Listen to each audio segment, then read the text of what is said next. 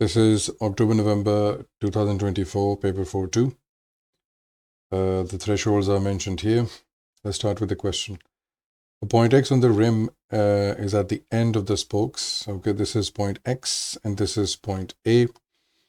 The radius is given. It's rotating clockwise like this with 140 radians per second. For point X, determine the speed, which would be calculated as V equals to R omega. R is given to you as 0.85. Omega is 140. This easily comes out as 119 meters per second, which will be, of course, 120 up to two significant figures.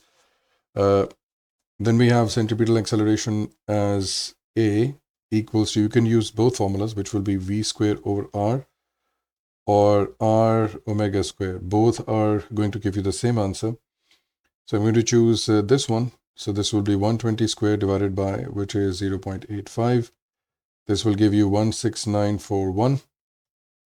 If you choose this one, which is 0.85 into 140 whole square, this will give you 16660 meters per second square. This is also meter per second square. So if you round it off to two significant figures, this is going to become 1.7 power 4.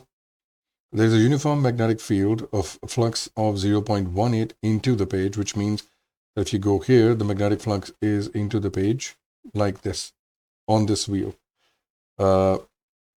State Lenz's law of electromagnetic induction. Again, the direction of induced EMF is such that its effect opposes the change causing it, which means whatever the EMF induced is going there to be, because of that induced EMF, whatever the current flows, or whatever current flows as a result of that EMF, the current will create such a magnetic field that it will start opposing the magnetic field on the external side, which of course produced it in the first place. So it's just a fancy way of saying all of that again, appropriately in terms of correct definitions. Let's try to zoom in again. Yes, and this is better now. Apologies for before. So show that the time taken for point X to complete one revolution is 45 milliseconds. So for that, we're going to use the formula, which is omega equals to 2 pi by t. Omega was 140 radians per second. 2 pi divided by t. I'm taking one full rotation. That's why what he says, one full revolution is supposed to do that.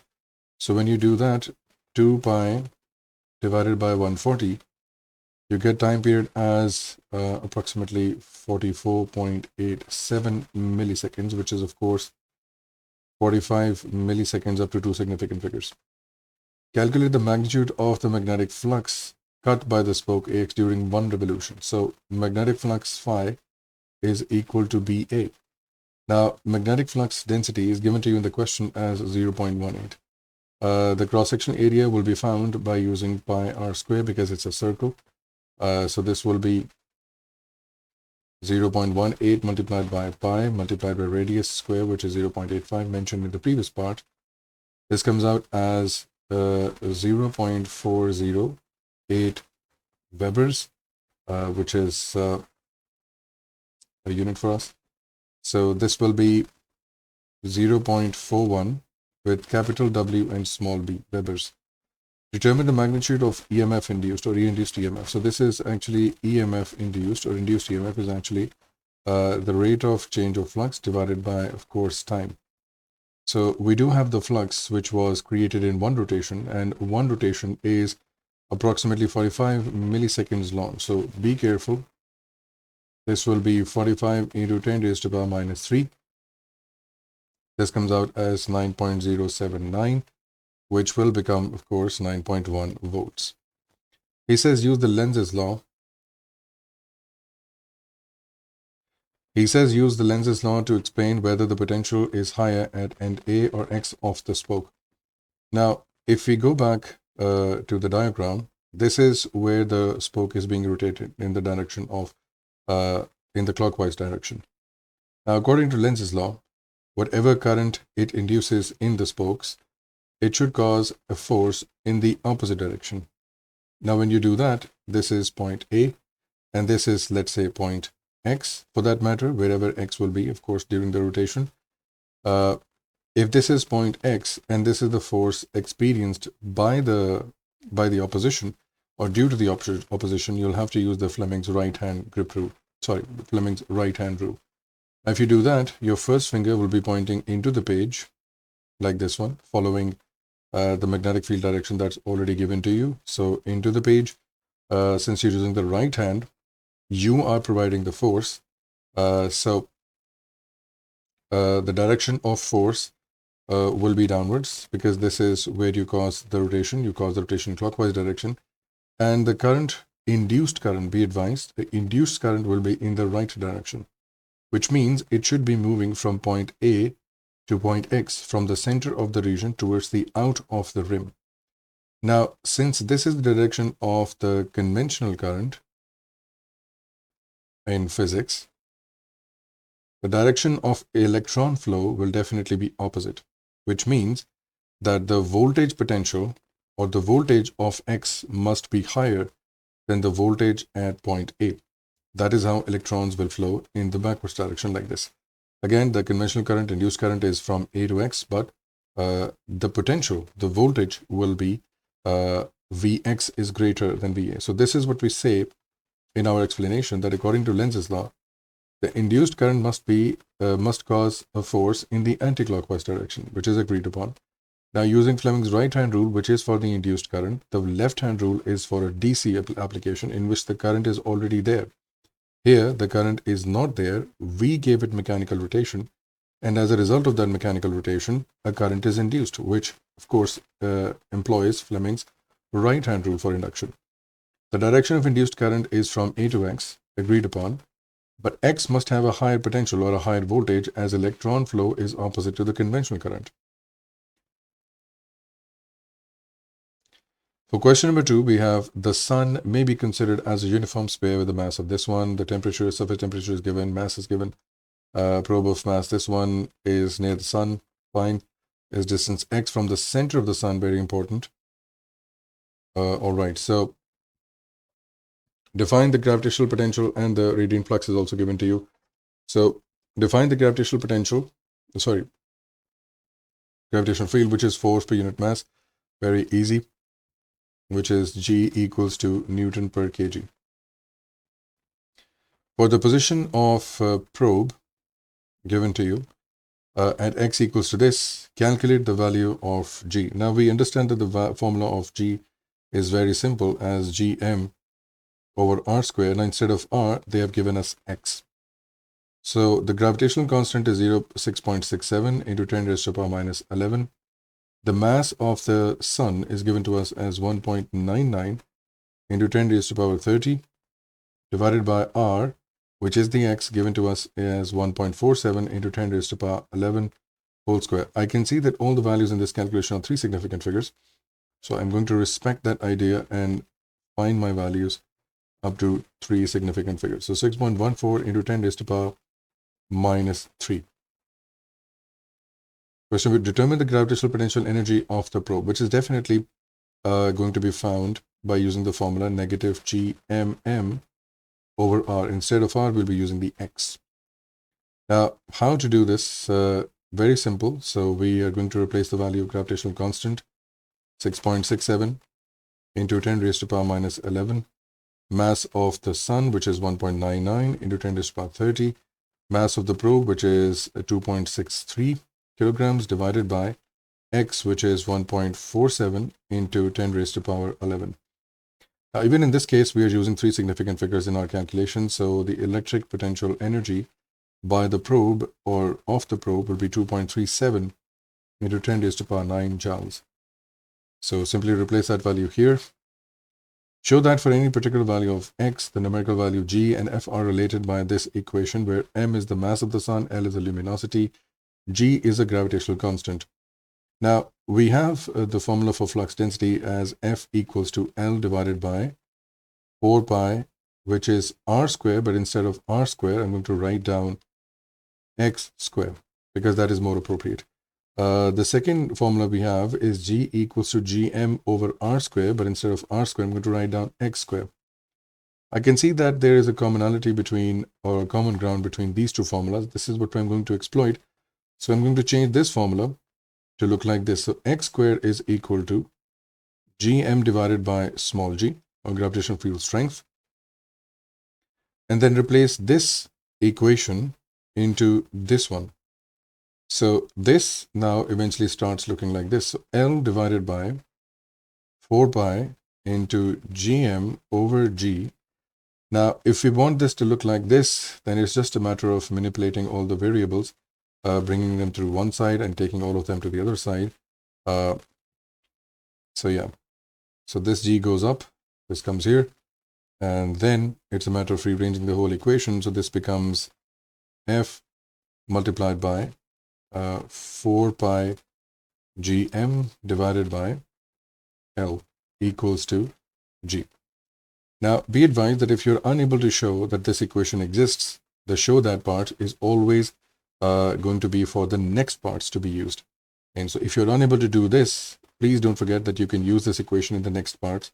Don't just leave them out high and dry. It says the relationship between G and F is also given in this question. Okay, fine. Where determine a value for luminosity, L of the sun, give units for your answer. So it's only a matter of choosing values from the graph. So 4 pi Gm divided by L multiplied by F. The value that we have chosen from the graph is around 1.65 around here, which is, I think, definitely at the edge, probably around 7.2. Yeah. So the value is somewhere around here, and I feel that this is the coordinate that is exactly accurate on the dot on the line. So I prefer this one because it is furthest away. It considers all the line. So the coordinate that I'm looking at is 1.65 into 10 raised to power 3, comma 7.2 into 10 raised to power minus 3. So this is your value of F, and this is your value of G. Sorry. And we're supposed to find the value of L. Let's take L over there and bring G over here. So L is equal to 4 pi into gravitational constant 6.67 into 10 raised to power minus 11 into M of the planet, sun, sorry, the star, sun, multiplied by F, which is, in our case, 1.65 into 10 raised to power 3, divided by the value of G, which was 7.2 into 10 raised to power minus 3. That's what we've done. Yep. So L comes out as 3.82 into 10 raised to power 26. This comes down to 3.8 into 10 raised to power 26. Unit is watts. Use your answer in C2 to determine, again, C2, the previous part, what we've done over here in this part, to determine the radius of R. Now, in this case, we will use the other equation that we have in our course, 4 pi sigma R squared T4. So L is 3.8 into 10 raised to power 26 equals to 4 pi, sigma is a constant, so 5.67 into 10 raised to power minus 8. Now the temperature was given to you at the very beginning of the question. If you go back to the question, this is 5780 Kelvin. So this is the value of temperature we're going to use, 5780 raised to power 4 and R squared. Now don't forget that this is going to be taken as an under root at the end of the question. So R comes out as 6.9 into 10 raised to power 8 meters. So 6.9 into 10 raised to power 8. Question number 3 says define specific heat capacity, specific heat, latent heat, and we understand that this is the thermal energy required to change the state of a fixed mass or at a fixed temperature per unit mass. Generally, it is joules per kg or joules per grams, for example. This dish contains this much amount of substance, which is, of course, I would assume that this would be in liquid state because it's such a low volume. In a laboratory bench, the substance is initially liquid. Again, he mentioned it himself, with a density of this much, atmospheric pressure this much. Liquid is heated to its boiling point and is completely vaporized. The increase in the internal energy of the substance during the process is this much. The final volume of the vapor is this much. Now try to understand that this is the original volume and this is the current volume of the same substance. Surely it has done some work to move against the atmospheric pressure. That is why the atmospheric pressure is mentioned. I show that the magnitude of the work done on the substance when it vaporizes is 1.7 kilojoules. So the simple formula for work done about the gas is P delta V, and pressure is 1 into 10 raised to power 5 into delta V, or change in volume, is 0.017. We could have subtracted this value, but it is so small that it doesn't even matter over here. So we're considering that to be negligible, which is going to become 1700 joules. Again, this is 1.7 kilojoules.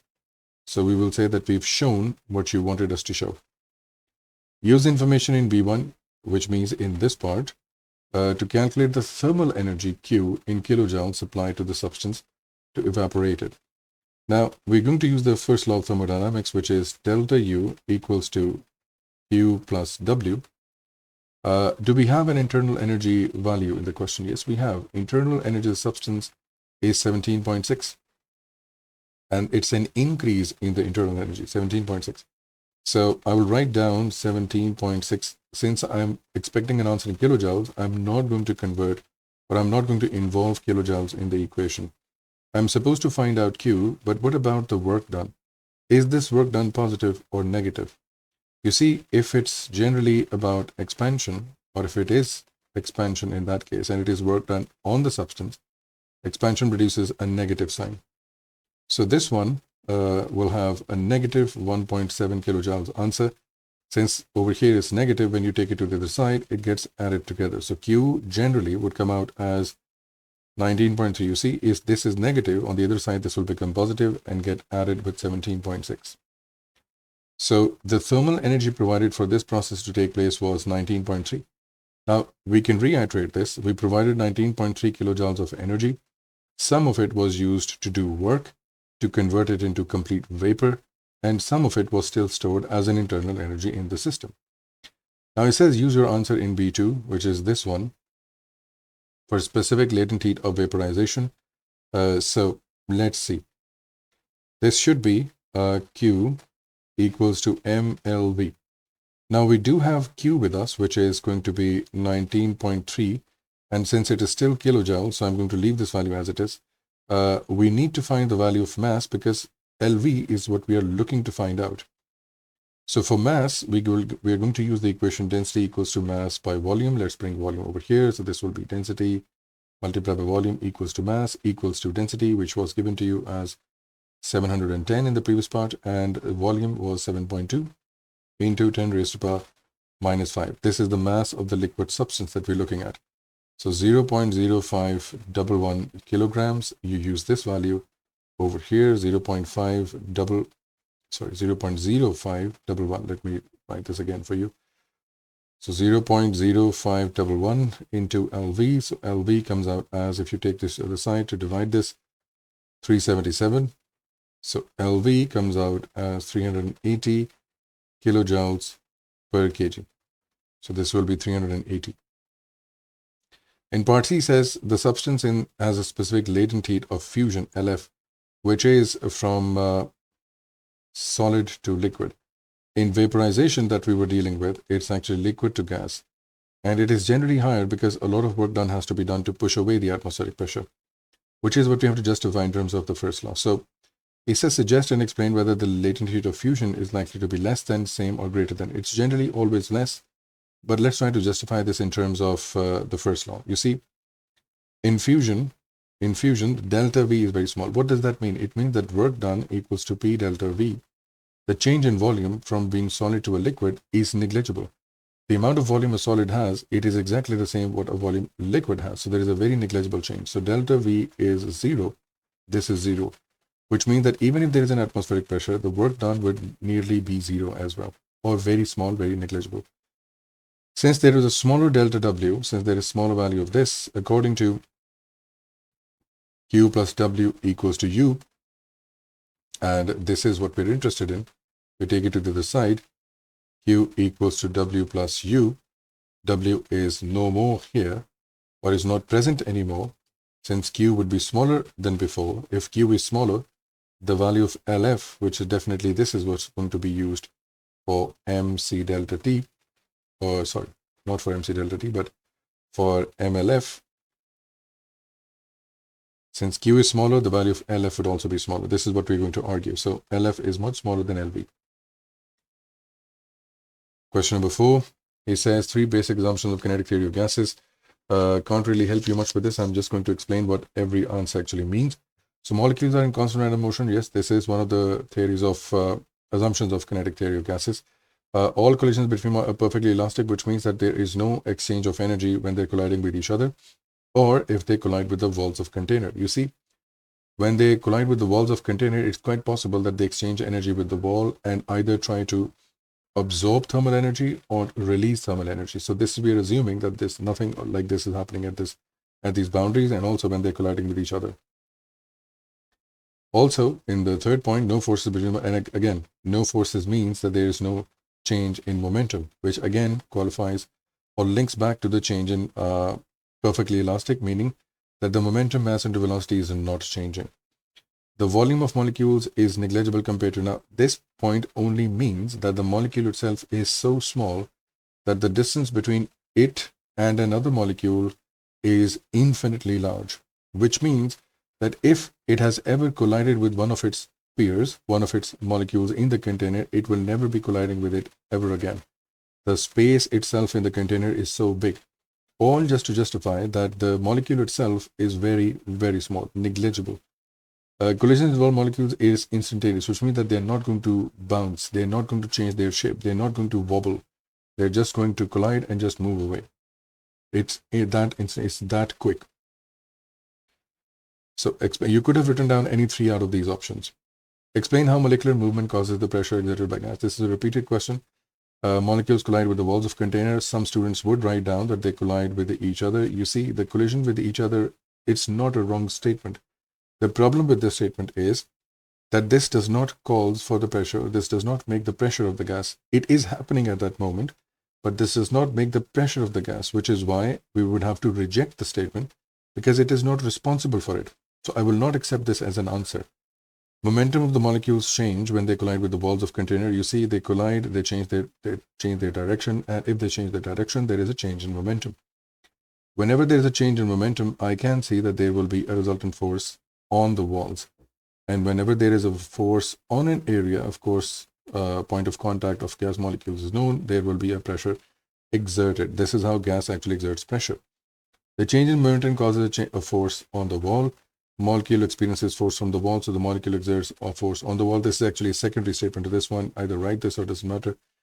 Many molecules exert a force for pressure on an area, of course, would lead to pressure on the wall due to the gas. This is a repeated question. If you can't understand this, then please try to remember the statement. That's all I can say for you as a recommendation. Speeds are given to us, and the temperature at which these speeds exist are given to us. So primarily this, what they want to understand, or what they have linked, is 3/2 kT is actually equal to half mc squared.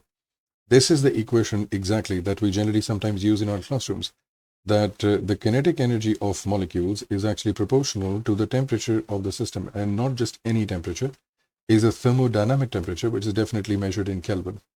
This is what that equation looks like in actual mathematics, and of course its derivation is also part of your course. And then we have 2 gases, X and Y, behaving in a different way. Let's see. Now we have, could we draw some conclusions from this any more than that? So this is on the y-axis, and this is on the x-axis. Everything else is probably constant. Yeah, K is constant, mass of the molecule of the gas is constant. So yeah, it is supposed to be a straight line. It will be a straight line, a linear straight line. Same thing is going to happen here, comparing PV with T. So PV equals to nRT. Now this is on the y-axis, and this is on the x-axis. If you do a comparison with y divided by x, which is PV divided by T, this actually becomes equal to nR, and that is actually the representation of a gradient. So gradient is supposed to be a constant line, which means that the number of moles and the universal gas constant are actually constant. They are representing a constant value. This is why it's a straight line. He says state 3 conclusions about the gases, either qualitative or quantitative. They can be theoretical theoretical in nature, they could be in terms of values. Now, please be advised, he's not asking you to confirm or prove that if this is an ideal gas or not. He's asking you to just give conclusions in terms of what you can read off from these graphs and what information you can give us about the molecules of these gases. So first information that we're going to give in is that they are both ideal gases. Now, if you are going to make this claim, always refer to the graph that you're making this claim from. So if I say that both gases are ideal gases or are behaving ideally, I will say that from figure 4.2, I'm referring to this figure, 4.2, according to PV equals to nRT, and PV divided by T equals to nR. Of course, whatever I'm saying right now, you can write this down in English in the statement for the examination or the examiner. PV divided by T becomes a gradient, and gradient is equal to nR. Both are constant. Hence, it's a straight line. And if it was a straight line, that means it is only possible if they are ideal gases. Why? Because only ideal gases follow this equation, which is PV equals to nRT. Non-ideal gases don't do that. Now, can we say more things about this? Yes, we can. So we're going to try to find out more things we can apply. We're going to go back to this equation, which is PV equals to nRT, and try to see if we can find out the number of moles in the system. So according to figure 4.2, always refer to the figure. According to figure 4.2, let's solve one side for X and let's solve one side for Y. I'm going to use the equation PV equals to nRT for both of them. So PV equals to nRT for both. Choose coordinates from the graph. Again, they're up to you. You could either choose similar coordinates or you could either choose different ones. So if I go to 400, I can see that there's going to be a definite value here and a definite value here. And in that case, for X, I have 0.9. And for Y, approximately around here, I have 2.7.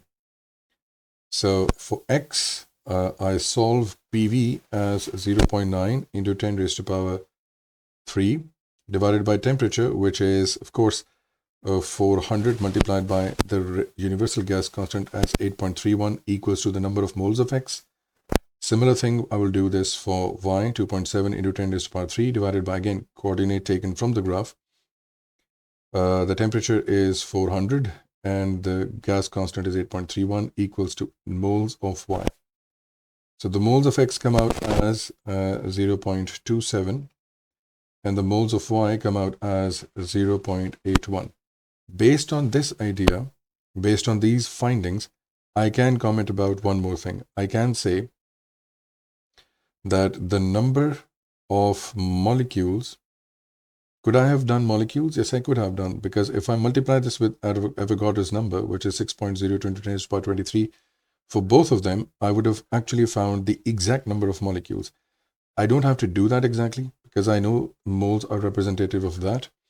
I can make a comparison that probably if I divide ny with nx, or 0.81 with 0.27, this ratio comes out as approximately 3. So what I can say is that the number of molecules in Y are 3 times more in number or more in quantity as X. Now let's try to make another conclusion from graph number 4.1. Again, choose some values from the graph which you think you can pick and put in the graph or in these equations. Again, let's write down that from figure 4.1, what are you trying to do? Let's say that you're trying to do something for X, and let's say you're trying to do something for Y. So for X, the equation that we're going to use is 3/2 kT equals to 1/2 m of c squared. Now to keep things simple, what I'm going to do is I'm going to ignore this 1/2 and 3/2 factor, because I know there's going to get cancelled out from both sides. So I'm going to only be left with the equation that is 3 kT equals m into c squared. This is what you will see in the working as well. So for X, what do we have? It's actually 3 into kT. Now K is the Boltzmann constant, which is 1.3 into 10 to the power minus 23. Now temperature that I'm choosing for this situation is 300, approximately 350 kelvins. So I picked a coordinate from 350 Kelvin divided by, again, mass is what I'm trying to find out. So the value of speed square, which for x is 4.4 into 10 raised to the power 6. Now be advised that, that will be for,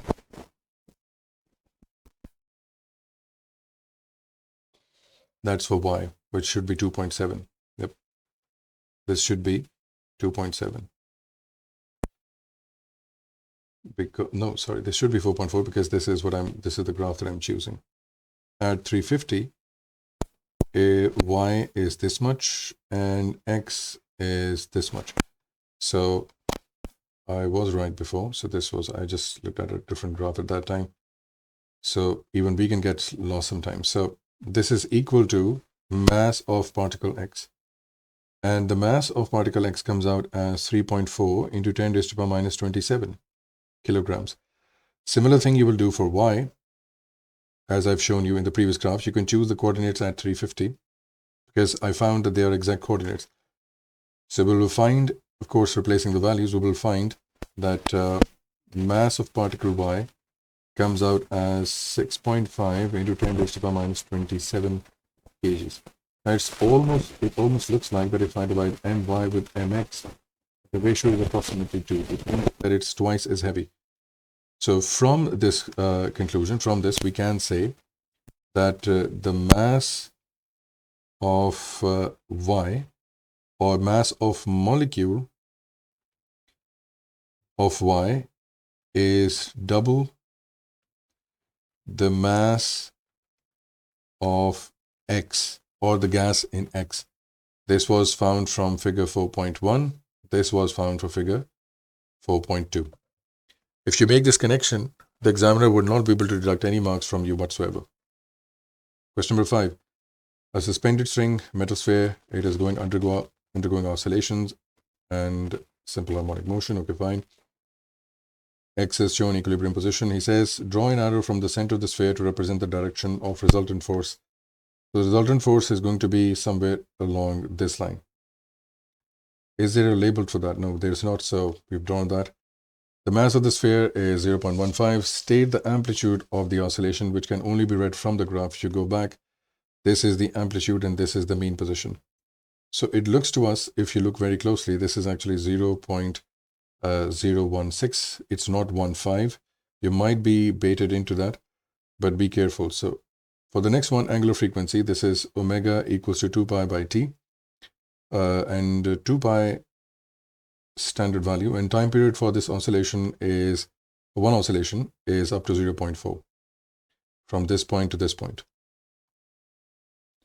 So 0.4, when you calculate this is going to come out as 15.707, which will become 16 up to 2 significant figures. Calculate the total energy of the oscillation, which is of course by half mv square. But we understand that the kinetic energy is actually equal to omega under root x naught square minus x square. Since we're looking for the total energy, we are going to be at the mean position, which means that the x is going to become 0.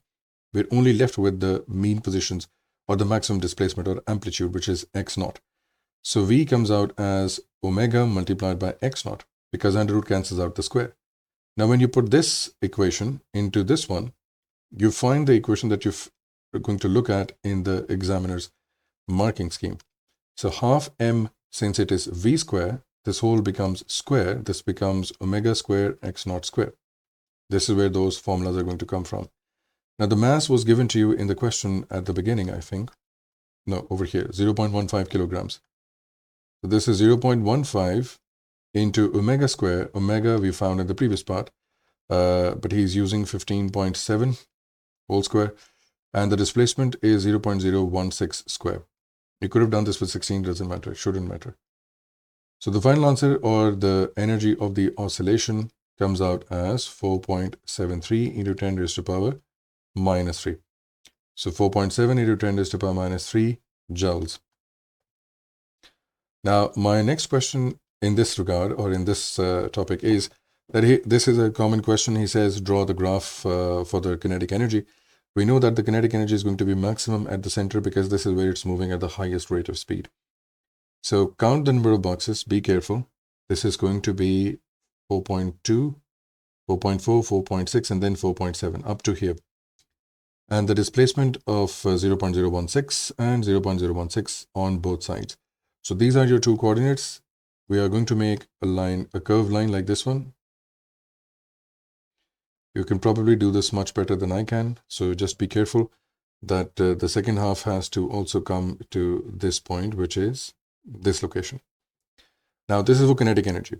Although it's not asked in this part, but can we do this for potential energy? Yes, we can. So approximately from the same location, the potential energy graph would go something like this, which is exactly opposite to the kinetic energy. And the sum of both of these energies, which is the total energy, remains the same, or remains exactly at the same level, which is going to be like this. So this is your total energy. The red one, the purple one is kinetic energy, which was asked. And this one is the gravitational potential energy, if he does. Question number 6, state Coulomb's law, which is, of course, F equals to Q1, Q2 divided by 4 pi epsilon naught R square. We're just explaining this formula in English to the examiner. So it is electric force is proportional to the product of charges, which is Q1 multiplied by Q2, and inversely proportional to the square of separation, which is F being inversely proportional to R square. Shows an isolated hollow sphere, conducting sphere that is positively charged. He says draw electric field lines outside the sphere to represent. So I would advise you to place a ruler like this first and draw an electric field line here and here. Then change the ruler's orientation and then place it like this. So then you can draw two lines in exactly the same line of sight, like this and like this. I would go a bit more beyond and try to draw two more lines like this and like this, just to make it better. And since it's a positive charge, I will be pointing all these electric field lines outwards, and just make sure that they are at 90 degrees from wherever you draw them. That is what we call radial lines. That is what you will find. This is the word you will find in the marking scheme. So radial means that they need to have a 90 degrees with the surface. They are straight lines, but 90 degrees with the surface. We've done that. So show the electric field strength from X, simple question. He says determine the radius in the centimeters. And that is very obvious that wherever the sphere exists, this will be its radius. If you've practiced these questions from the past papers, you would realize that this is how we find the radius of the sphere, which is going to be 3.2. I suppose, yes. So this is 3.2, read from the graph. Charge on the sphere, which is definitely going to be found by using the formula E equals to Q divided by 4 pi epsilon naught R square. We have all the values, we have all the coordinates from the graph. Now be advised that we can use any other coordinate as well. You could use this one, this one, this one, any coordinate from the graph. I am choosing this coordinate of being on the maximum point because I know this point for sure. You can use any other point as well. There's no compulsion. So the electric field at that point is 2.2 into 10 raised to power 5. Q is what we want to find out, and this is 4 pi epsilon naught is 8.85 into 10 raised to minus 12, and R from the graph at that location was 3.2 into 10 raised to power minus 2, which is coincidentally the radius of the sphere as well. So Q by this method comes out as 2.505 into 10 raised to power minus 8. I will round this up to 2.5 into 10 raised to power minus 8. Suggest an explanation for the fact that electric field inside the sphere is 0. This is a very simple question and very simple straightforward answer. All the positive charge is actually on the outside. This positive charge exists on the surface of the charge. It's not inside the sphere. If it's not inside the sphere, then there is not going to be an electric field inside the sphere because the charge is on the outside. So the positive charge is around the surface, is on the outside. No charge is included inside the sphere, which means that there is not going to be an electric field. Electric field exists where there are going to be charges. Since there are no charges, then there will be no electric field. Define the capacitance of the parallel place capacitor. Now, this definition comes from the equation Q equals to CV. This is what he's asking you. So C will be equal to Q divided by V. You then simply define this equation in terms of simple English. So it is the ratio of charge on the plates, Q, to the potential difference divided by V across the plates. And initially, uncharged capacitor X of capacitance C is gradually charged so that the final potential PD across the plates is V. He says sketch the variation. So we do have C equals to Q divided by V. Now you would notice that charge is Q and V is the potential. Now capacitance generally remains constant because at every potential, at every voltage, it will have a different value of quantity of charge that it can store. Now since this is constant, then I can see that the gradient of this line is supposed to be constant, which means it's going to be a straight line starting from the origin. So have a ruler with you and draw a straight line up to this point. It might seem to you like a curve like this one, but it's not. That's the best I can do right now. But please use a ruler for this one. Determine expression in terms of QV and the work done on capacitor X during the charging process. Explain your reasoning. Now, when he says explain your reasoning, you have to write down a statement. Why did you do the way you do it? So the explanation would be that I'm choosing the area under the QV graph, which makes it half QV, or half multiplied by QV. So the formula is very straightforward, which becomes half QV. This goes for our reasoning, and this goes for the formula, because it does look like a triangle. Another capacitor Y is initially uncharged. This is how he explains that it has no charge. Is connected across a fully charged capacitor X. Now it has a charge Q, as explained in the previous, is now connected to capacitor Y. The next thing that you need to understand that they are connected in series. This will be considered, they are connected in series. They are connected in parallel, be advised. It looks like that they might be connected in series, but no, we will treat this as a parallel combination. Okay. And in parallel combination, we simply add the capacitances together. So if this is capacitance Q and this is capacitance 3C, so the total capacitance of the combination would become C plus 3C, which is going to be 4C. Now in parallel, we understand that the capacitors get added together. In series, they are dealt with 1 over C plus 1 over C. The total capacitance of Y is 3C, as I've picked up earlier. Complete the table 7.1, use expression Q, V, and PDs across them. So let's try to figure out the potential differences across them. So first, the total charge is still Q, because Q is the number of electrons. Whatever Q was possessed in X, the number of electrons cannot change. So first, let's get this out of the way. The second thing is, in terms of the total capacitance, we figured out that is going to be 4C. That is the second thing. The third thing is how to figure out the potential. So V equals to, Q equals to CV. Q is Q, and the total capacitance is 4, so this gets divided by 4C equals to V. So the voltage on one of the components should be Q divided by 4C, which means that voltage today is 1 over 4 into C, which is definitely, if we look at Q equals to CV, V is equal to Q by C. So if this is V, then we're going to replace it over here. So this V is actually equal to 1 by 4 times V of the original voltage. So this is going to be either V by 4, write this down as V by 4, or you can write this down as 1 by 4V or 1 by 4V. It's your choice of representation. But since they are in parallel, that is why they're both here. That's why I find the answer for one and for the next one. Now it says final charge. So definitely some of the charge will start to X to Y, but how much charge would that be? For that, we're going to use Q equals to CV separately on both of them. So charge X would be capacitor effect, which is C, multiplied by the voltage of X, which is V by 4. So charge on X comes out as CV divided by 4. Now we know that Q is equal to CV from the previous equation. This is what we're going to replace over here and for this part as well. So this becomes Qx equals to Q divided by 4. So this becomes Q divided by 4 or 1 over 4Q, like the other option that we have shown you.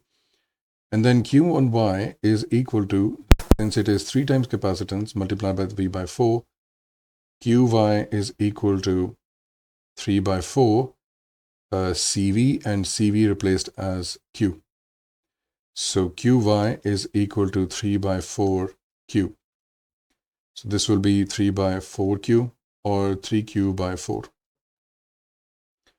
Now state, and also notice that the total charge still remains the same. Now if total charge was Q, which means let's say this was 100 electrons, then approximately 25 electrons, which is Q by 4, are still in X, and approximately 75 electrons, which is 3 by 4 of the original charge, is now in Y, but at a much lower potential. He says state whether the total energy is more, less, or equal to the combination. It is always going to be less than the original combination. Why? Because some of the energy is lost in the connecting wires while the current is being transferred from one capacitor to another. Frequency of an alternating current is the number of cycles per unit time. Again, memorize these definitions. Can't really help you with them. Then he gives you that the current in the resistor is this much. So this is my I naught, or the peak current, and this is actually our omega, because we know that the equation is supposed to look like this: I naught sine omega t. This is our standard equation. So anything other than t is actually going to be equal to omega. This will help us later.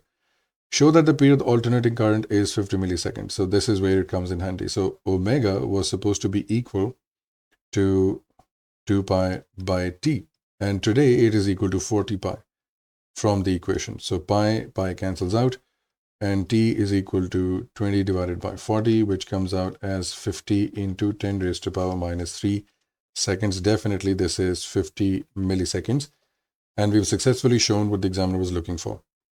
He says sketch the graph of I between 0 to 50 milliseconds. So first things first, the peak value of the current was picked from the graph, and it will come along here for 3.5. So first I will draw a dotted line with a lead pencil very lightly along this location and also in the negative location. So this will be around here.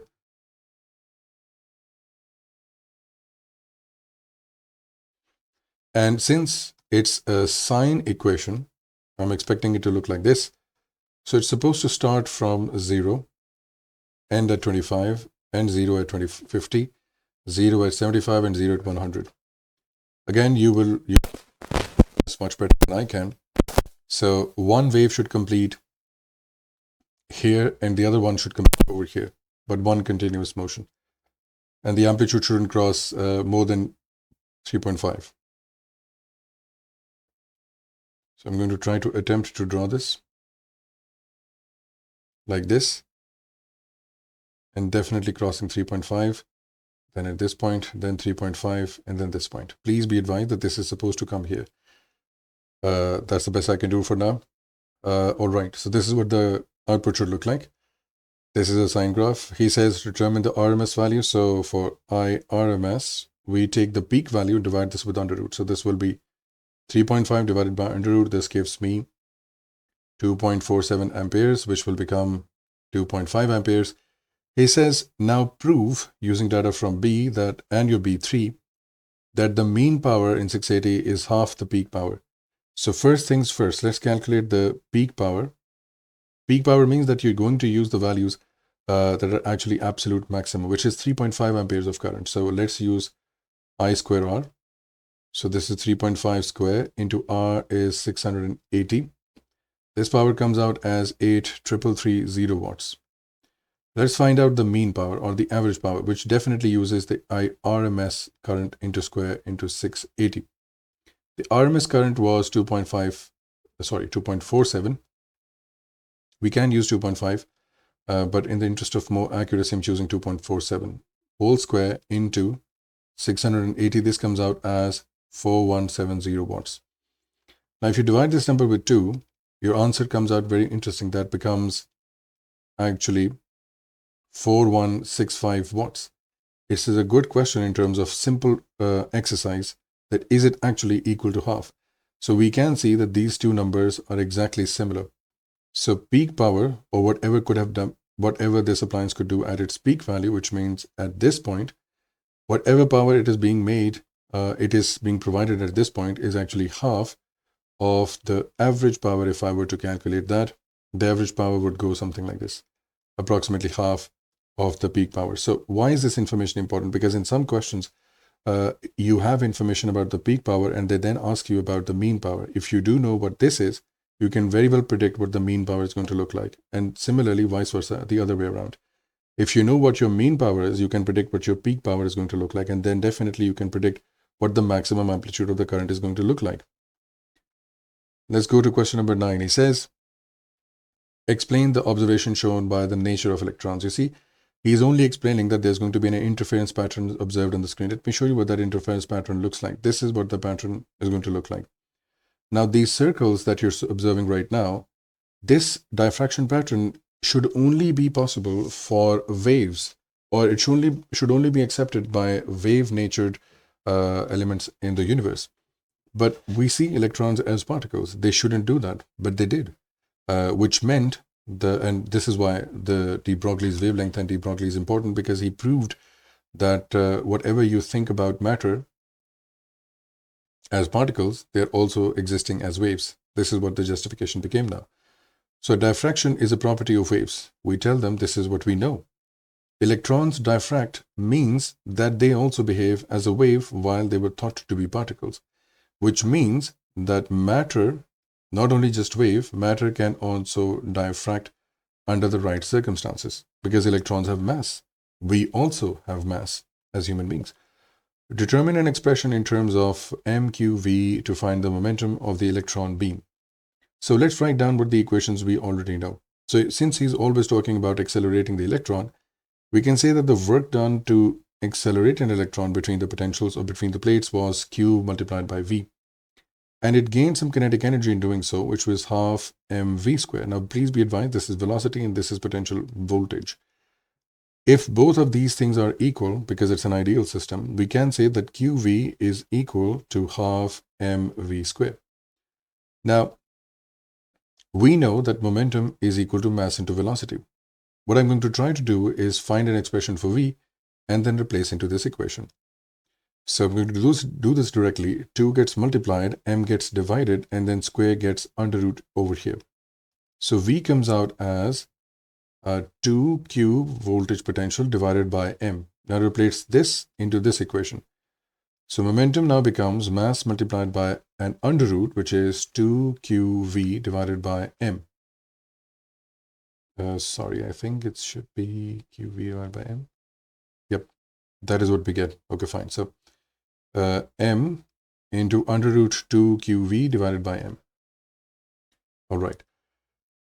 Okay, so the next thing is the potential difference through which the electrons are accelerated is now increased to a greater value, which means that you have greater voltage, greater velocity. If you have greater velocity, you'll have greater momentum.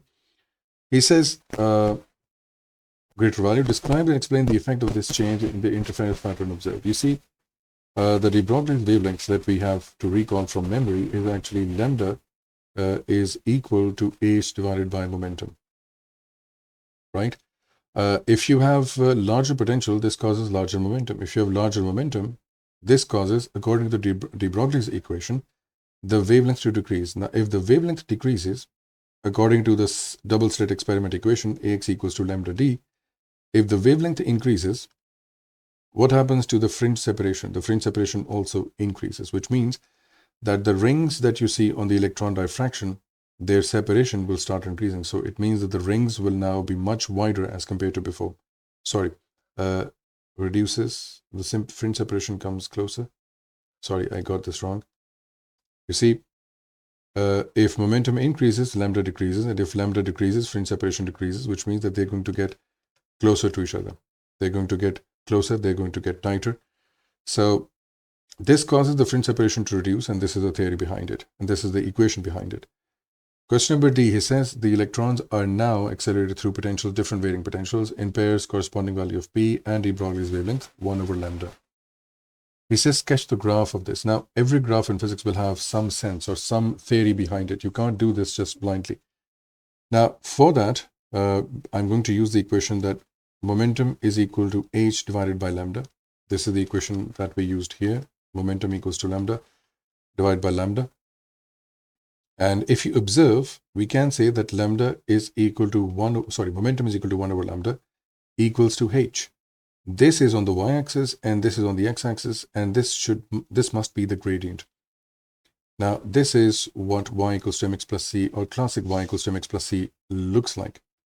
Let's see if we can develop another relationship. You see, since you are increasing accelerated to different values of potential, if you increase the value of voltage, as we've just figured out, if you increase the value of voltage, it increases the momentum and decreases the lambda. If you decrease the value of lambda, the value of 1 over lambda increases. So as you increase the potential, it increases the momentum, and as it increases the momentum, the value of lambda decreases, but the value of 1 over lambda increases. So it looks to me that this is going to be a straight line.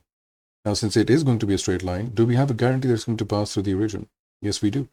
You see, if I provide no potential to accelerate, there will be no momentum. There will be no existence of the wavelength, which is why it should start from origin. Apart from the reason that it is a straight line, or it is y equals to mx plus c, I do have another theoretical answer for that as well, which is it should start from the origin. And now it will be a straight line. Simple as that. He says state the name of the quantity represented by the gradient, which we found previously. For the analysis, this is going to be Planck's constant. For question number 10, we have radioactive decay is both random and spontaneous. You see, in terms of randomness, this was a very easy question in terms of, that's why I think the threshold for this paper was really high, up to 70 marks for 100. So in being random, we cannot predict whether the nucleus is going to decay, which nucleus will decay, and when it will decay, we don't know. What is meant by being spontaneous? So the decay rate is not affected by external environmental factors, but what do we mean by that? If you add acid or alkali or any chemicals or add pressure or heat, the decay rate is not affected. If it is decaying by alpha, beta, or gamma, you cannot control this by an external chemical or environmental factor. State one piece of evidence, and there is only one. There is a fluctuation in the measurement of the GM tube. If you see the actual decay rate, this is actually normalized. This is actually averaged out. The true decay rate, or the decay curve, actually looks like this. It has a lot of fluctuations as it comes down. So these fluctuations are actually a representation that the decay process is actually random. It is unpredictable. We don't know. Describe the difference between nuclear fission and fusion. So it's a 3-mark question. When large nuclei combine together to become fusion, when large nuclei break down to become fission. These points qualify for 1 mark each. But if you add one more detail about this, that what's actually different about them, you will get full credit for this. So they generally are caused by high pressure and temperature. And if you know, fusion is happening in the sun. It is happening in the stars. And that they do experience high pressure and temperature at the core, which is why this is happening continuously on those stars and our sun as well. And when large nuclei break down to perform fusion, we do this on the Earth by generally causing or generally providing neutron bombardment to uranium atoms to split this into 2 elements, so that eventually produces a lot of energy for us for nuclear power plants. Explained with reference to the variation of binding energy per nucleon, you will see that there is a graph in your books like this one. Let me show the graph to you, like this one. I'm going to copy this graph over here in a rough way, like this. So we have mass number on one side. This is our mass number, or you can say nucleon number, and this is your binding energy per nucleon. The highest binding energy is with iron. And any element behind iron is actually trying to undergo fusion. It's easy to fuse them together, and when they do, they release energy to become more stable and become close to iron. And similarly, we have uranium and heavier elements on this side, they prefer to undergo fission. They prefer to break down so that they can have more binding energy per nucleon as they want to approach iron. This is what he will say in the marking scheme as well, that they want to approach something at the center or towards the central point of this graph. He's referring to the graph. So both cause increase of binding energy, as we can see. Both are actually going or leading towards being iron, and it is highest at iron according to the graph. Also, you would notice that this is actually a common trend. A comparison analogy would be with chemistry. Every element in chemistry is trying to become the nearest noble gas or electronic configuration having according to the noble gas. In nuclear reactions, every nuclear reaction or its feasibility will is actually trying to get close, or is there to trying to get close to iron, because its binding energy is the highest, it's the most stable. It wouldn't undergo any radioactive decay, or it wouldn't undergo any fusion or fission. If given the chance, it will be the most difficult to do so. That is what nuclear reactions are looking to do, or moving forward to do in their own lifetimes. That is all for this lesson.